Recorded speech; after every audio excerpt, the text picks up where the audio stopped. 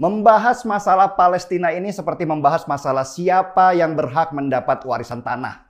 Masing-masing berpegang pada sertifikat yang dia bilang asli. Dan keributan yang ditimbulkan juga nggak main-main. Melibatkan banyak negara dan permainan politik yang tingkat tinggi. Konflik itu sudah sangat lama, menurut yang saya baca, sudah sejak tahun 1900-an.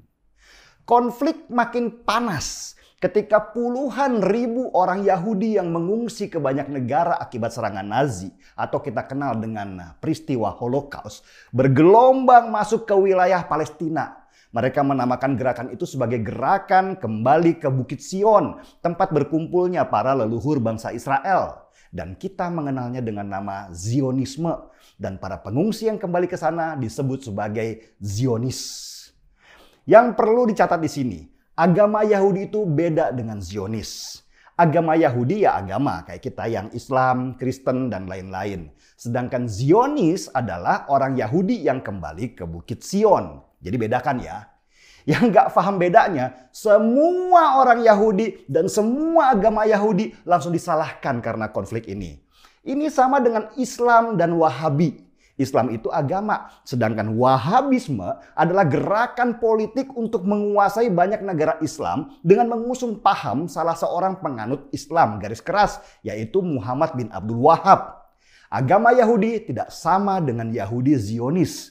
Agama Islam juga tidak sama dengan Wahabis. Zionis dan Wahabis hanya satu kelompok dari agama masing-masing. Sebagai contoh, penduduk di Palestina itu bukan hanya Islam saja, juga ada Yahudinya. Mereka juga menentang pendudukan Israel ke Palestina. Dan salah satu kelompok pendeta Yahudi yang menentang pendudukan Israel itu bernama Neturei Karta.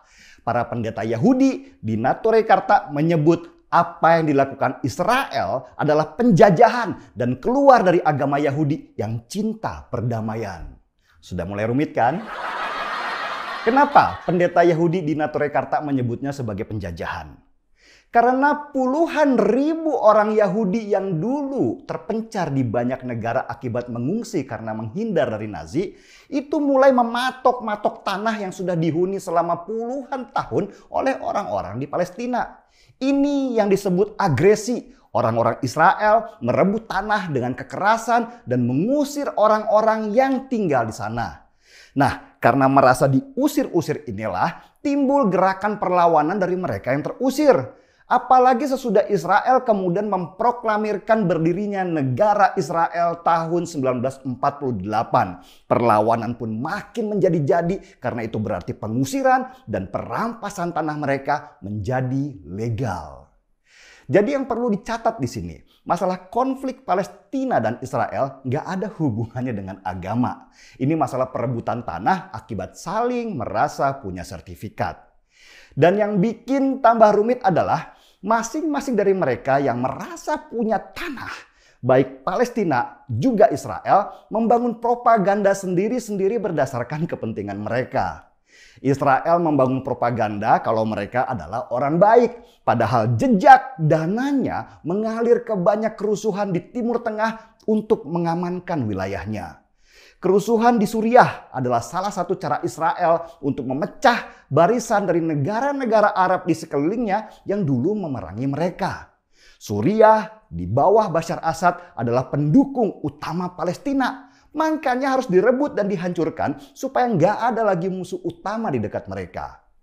Di Palestina sendiri nggak kalah rumitnya. Di sana banyak sekali faksi-faksi politik yang mengatasnamakan bangsa Palestina. Ada Hamas, ada Fatah, ada Partai Kristen yang juga komunis, ada juga di sana. Mirip di negara kita lah, masing-masing partai mengatasnamakan Indonesia. Tapi sebenarnya mereka sedang berjuang secara pribadi untuk mendapatkan manfaat atas nama itu. Apakah mereka bersatu untuk membebaskan Palestina? Enggak juga. Hamas dan Fatah bentrok sendiri karena merasa mereka punya otoritas masing-masing sebagai pembela Palestina. Udah puyeng kan? Nah, konflik Israel-Palestina ini juga dimanfaatkan banget oleh banyak pemimpin negara di Timur Tengah untuk menaikkan popularitas politiknya di negaranya. Sebagai contoh, Turki dengan Erdogannya yang selalu menarasikan kalau perang Palestina-Israel adalah perang agama. Dia terus mengajak banyak negara untuk memerangi Israel. Padahal di lain sisi nilai perdagangan antara Israel dan Turki terus naik. Lucu ya, di depan seolah musuhan, di belakang mereka berpelukan mesra. Arab Saudi juga sama. Mereka ribut mulu tentang Israel, tapi di belakang mereka kerjasama. Lagian aneh juga kalau Saudi mengutuk Israel tapi melakukan penjajahan yang sama di Yaman. Korban bom Saudi di Yaman sama banyaknya dengan korban konflik Israel dan Palestina. Kalau Amerika pasti dukung Israel lah.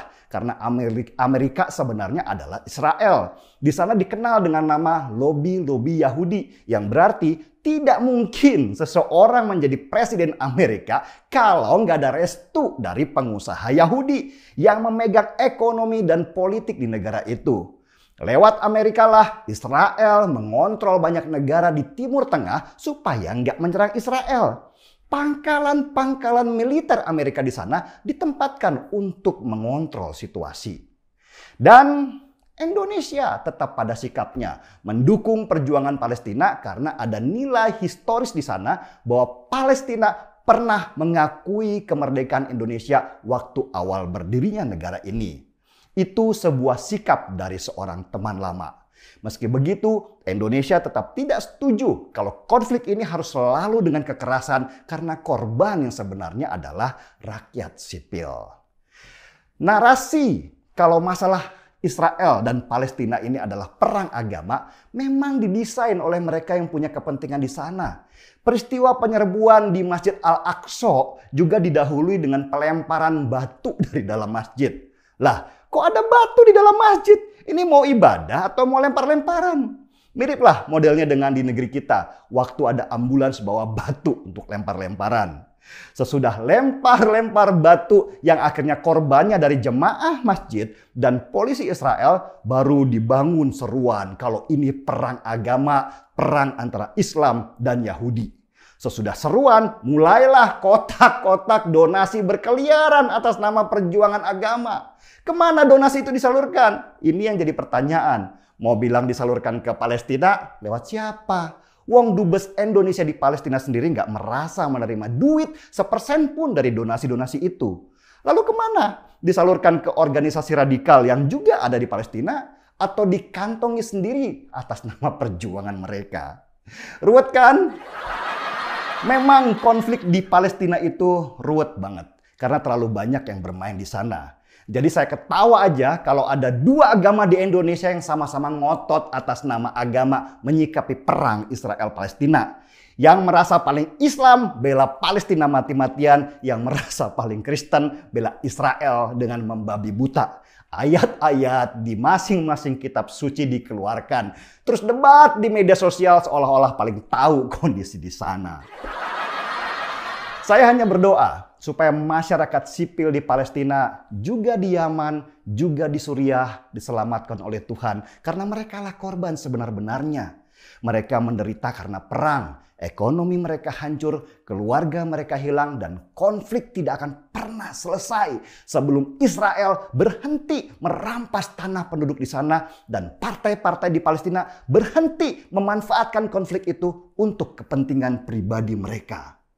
Saya mengutuk segala bentuk kekerasan dimanapun dia berada dan atas nama apapun agamanya. Termasuk di Poso, Papua, dan korban-korban bom di gereja.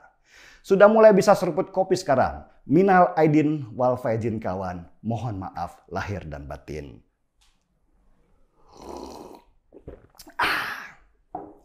Markibong, mari kita bongkar semua. Saya Ding Siregar, kita di acara Timeline.